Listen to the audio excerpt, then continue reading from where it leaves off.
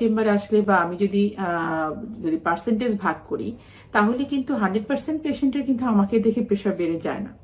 তাহলে এখানে কথাটা হচ্ছে যে ডক্টরকে দেখে প্রেশার বাড়তেই পারে, যেটাকে আমরা হয়তো অনেক সময় বলি হোয়াইট কোট হাইপারটেনশন, বা ডাক্তারের যে অ্যাপ্রন বা ডক্টরের যে কোট, এটা দেখলে অনেকে প্রেশার বাড়ে। প্রেশার বাড়া কিন্তু প্রেশার বাড়াই, এটাকে কোনোভাবে অস্বীকার করা যাবে না। এখন আসি যে বাসায় প্রেশার মনিটরিংটা। আমরা সাধারণত সবাইকে বলি যে বাসায় একটা নির্দিষ্ট সময়ে ব্লাড প্রেশারটা রেকর্ড করতে এবং খেয়াল রাখতে যে ব্লাড প্রেশারটা বাড়ছে কিনা। ব্লাড প্রেশারটা যদি বাড়ে, সেটার একটা নির্দিষ্ট লেভেল আছে। অ্যাভারেজে বলা যায় যে 140/90, উপরেরটা 140, নিচেরটা 90। এই ধরনের একটা প্রেশার বা এর চেয়ে বেশি প্রেশার পেলেই যেন সে অবশ্যই নিকটস্থ হাসপাতালে চলে আসে, যে তার প্রেশারটা একটু বাড়তি। এখন কোনো কোনো পেশেন্ট আসলে এই প্রেশারের ব্যাপারটাকে কোনোভাবেই স্বাভাবিকভাবে নিতে পারে না। তারা মনে করে যে আমি যদি এখন বলি যে আমার প্রেশার বাড়ছে, বা ডক্টর যদি আমাকে প্রেশার ওষুধ দেয়, হয়তো আমাকে এটা সারা জীবন খেতে হবে। সো আমি এই জিনিসটা ডাক্তারের কাছ থেকে একটু লুকিয়ে রাখি, আমি এটা না বলি, বা আমার প্রেশার বাড়ছে না, আসলে এটা ঠিক না, আমার আসলে প্রেশার বাড়ে নাই। তো এরকম অনেক পেশেন্টই এই ব্যাপারটা নিয়ে খুব ইতস্তত বোধ করে, এবং অনেকেই এটাকে আসলে বলতে চায় না যে তার প্রেশারটা বাড়তি থাকে বা বাড়ে। তো আজকের এই ভিডিওটা করার উদ্দেশ্য হচ্ছে, একটা মা যখন প্রেগনেন্সিতে প্রেশার বাড়ে, তখন মা এবং বাচ্চার কি কি ঝুঁকি হতে পারে এটা একটু সবাইকে জানতে হবে। আমার মনে হয় এই জিনিসগুলো জানলে কেউ অন্তত প্রেশার নিয়ে কোনো রকম অবহেলা করবে না। প্রথমে আসি মায়ের ঝুঁকির ব্যাপারে। যেমন একটা মায়ের যখন প্রেশার বাড়ে, তার কিন্তু সারা শরীরে পানি চলে আসে, পাগুলো ফুলে যায়, হাত ফুলে যায়, হাতের রিং বা আংটি তখন দেখা যায় যে সে খুলতে পারে না, টাইট হয়ে যায়, চোখ মুখ ফুলে যায়, সারা শরীরে পানি চলে আসে।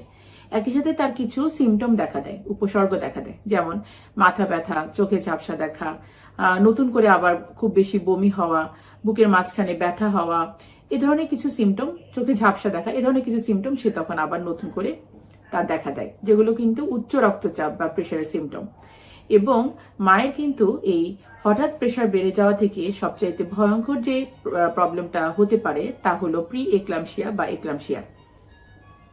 মায়ের যখন প্রস্রাবের সাথে প্রোটিন যাওয়া শুরু করে, তখন কিন্তু মা আস্তে আস্তে প্রি এক্লামশিয়া এবং এক্লামশিয়ার দিকে যায়। এবং এক্লামশিয়া তখনই হয় যখন কিন্তু মায়ের খিঁচুনি তৈরি শুরু হয়ে যায়। তার মানে কি? তার মানে হাই ব্লাড প্রেশার থেকে হঠাৎ করে মায়ের খিঁচুনি আরম্ভ হয়, এবং এই কন্ডিশনটা কিন্তু খুবই একটা লাইফ থ্রেটানিং কন্ডিশন, এবং এটা এমনই একটা ইমার্জেন্সি কন্ডিশন যে মাকে তখনই হসপিটালে না শুধু আইসিইউতে অনেক সময় ভর্তি করা লাগে। তাহলে দেখা যাচ্ছে যে শুধুমাত্র যদি আমরা একটু প্রেশারটাকে রেগুলার মনিটর করি, আমরা যদি একটু একটা প্রেশার ওষুধ ডক্টর যদি দেন, সেটা যদি ইগনোর না করে একটু খাই, তাহলে কিন্তু মায়ের এই এত বড় বিপদটা থেকে সে বেঁচে যায়।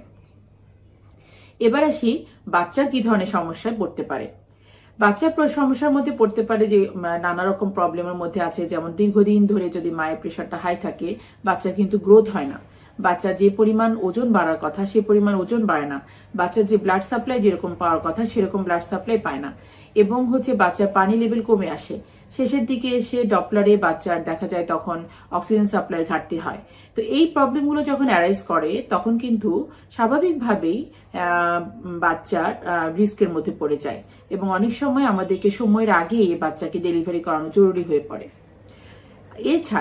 এছাড়া কি হতে পারে, যেমন শেষের দিকে ডেলিভারির ডেটের হয়তো বা 1 সপ্তাহ আগে বা 2 সপ্তাহ আগে, শেষের দিকে যখন কোনো মায়ের সাডেন ব্লাড প্রেশার শুট করে, তখন অ্যাবডাকশিও প্লাসেন্টা নামে একটা টপিকস আছে, যেটাকে আমরা বলি যে সময়ের আগে বা হঠাৎ করে ফুল বা প্লাসেন্টা সেটা যেই জায়গাটাতে মায়ের শরীরের সাথে অ্যাটাচ ছিল, সেটা হাই ব্লাড প্রেশারের কারণে সাডেন সরে যায়। এটা হচ্ছে যে ফুলটা অ্যাকচুয়ালি মায়ের জরায়ুতে একটা জায়গায় অ্যাটাচ থাকে, এবং সে মা এবং বাচ্চার মধ্যে সব ধরনের সাপ্লাই মেনটেন করে। কিন্তু যখন একটা মায়ের হঠাৎ ব্লাড প্রেশার বেড়ে যায়, তখন ফুলটা এই জরায়ুর এই যে জায়গাটাতে লেগেছিল সেখান থেকে হঠাৎ করে প্রেশারের কারণে সরে যায়। সরে গেলে মায়ের জরায়ুর ভিতরে প্রচন্ড ব্লিডিং হয়। এই ব্লিডিং এর কারণে যত ব্লিডিং হয় তত আরো বেশি ফুলটা আরো সেপারেট হতে থাকে, এবং একসময় পুরো ফুলটাই কিন্তু জরায়ু থেকে সেপারেট হয়ে যায়, এবং মা এবং বাচ্চার মধ্যে সব ধরনের সাপ্লাই কাট আপ হয়ে যায়। এবং এইটা এমনই একটা ইমার্জেন্সি যে মা যখন বাসা থেকে ব্লিডিং নিয়ে আমাদের কাছে আসে, তখন আমরা খুব জরুরি ভিত্তিতে যদি সিজারও করি, কিন্তু এই বাচ্চাগুলোকে সেভ করা খুবই মুশকিল হয়। তো এটাও একটা মানে লাইফ থ্রেটেনিং বা খুবই কি বলবো একটা ডেঞ্জারাস কন্ডিশন, যে কন্ডিশনে মা এবং বাচ্চা দেখা যাচ্ছে যে প্রেশারের কারণে মৃত্যু ঝুঁকি পর্যন্ত হয়ে যায়।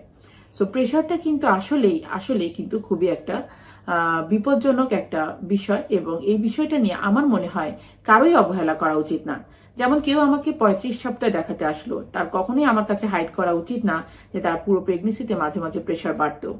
ঠিক তেমনি কেউ যদি আমাকে প্রথমেই দেখাতে আসে এবং আমি তাকে একটা প্রেশার ওষুধ দেই, সে বাসায় অবশ্যই প্রেশার ওষুধটা খাওয়া উচিত। কখনোই এটা করা উচিত না যে বাসায় প্রেশার ওষুধটা খেলো না, সেটা আবার আমার কাছে হাইড করলো, আমাকে বললো না যে সে খাচ্ছে না, এবং যখন প্রেশার সাডেন শুট করতেছে তখন একটা বিপদ নিয়ে সে আমার কাছে আসতেছে। কারণ সবকিছুর মূল্য হচ্ছে মা এবং বাচ্চার সুস্থ থাকা।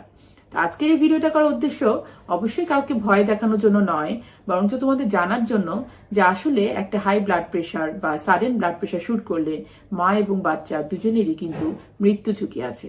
সো ব্লাড প্রেশার কন্ট্রোলে রাখতে হবে, এবং ব্লাড প্রেশার কন্ট্রোলে রাখার জন্য যদি একটা ওষুধ খেতে হয় তাহলে এটা এমন কোনো ব্যাপার না যদি তা দুটো মানুষের জীবনটাকে বাঁচাতে পারে।